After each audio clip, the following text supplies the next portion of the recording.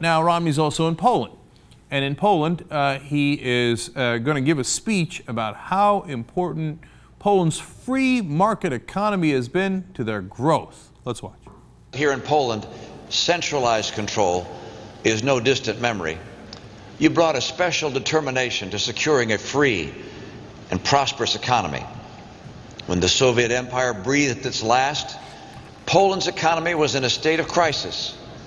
Your nation has moved from a state monopoly over the economy with price controls and severe trade restrictions to a culture of entrepreneurship, greater fiscal responsibility, and international trade.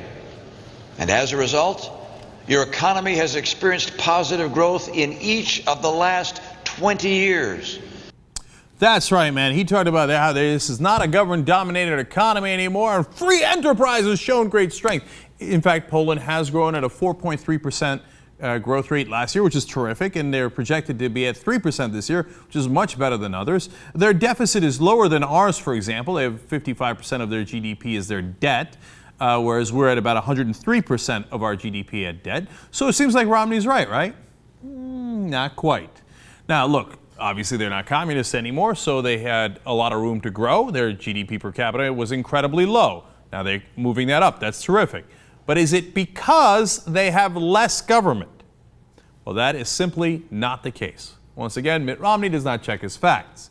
So when you look at government expenditure as a percentage of GDP, well, for us here in the United States, that was 41%. Now, the Republicans and Romney say, oh, our government's out of control, it's 41%, it's so large. In Poland, it's 44%. So they have a larger government than us, according to their government expenditures per GDP. There's no question about it. Now, it's not just that. One of the reasons Poland's grown is because they got subsidies from the rest of the European economy when they joined the European bloc in 2004. Oh my God, government subsidies, how could you, Poland? And to Poland. All right, but we're not done yet. You know how big the government in Poland is? First of all, free health care for everybody, 38 million citizens, guaranteed health care.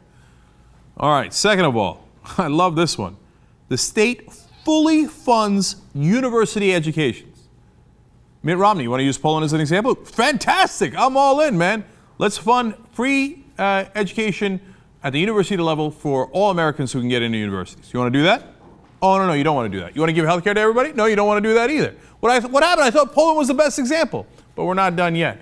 To give you a sense of how much Poland believes in big government, do you know that it gives $300 for each baby that women have? But if you're a poor family, they give you double. So, I mean, that is literally welfare. Have a baby, I give you $300. Have another one, I'll give you another 300. It keeps going. And if you're poor, I'll give you double. I'll give you 600. Romney, you want to do that here in America? What happened, big guy? I thought Poland was a great example. Well, come on, let's follow the Polish model. No? Interesting. Why don't you check any facts before you talk? But the problem is, I know why. Because none of the facts are on their side. So they have to pretend that there's some sort of magical economy in the world that has tried unlimited free enterprise with no regulations and no government, and that it's worked brilliantly. In fact, such a country does exist. It's Somalia, and it's an absolute disaster. So when you look to any country that they can reasonably say is a success, what they see is wall-to-wall government. So they pretend that it isn't there, and they say, well, you know, but Poland's got less government than when they were communists. Ha-ha, win for us! No, it's not. It's a huge fail for you.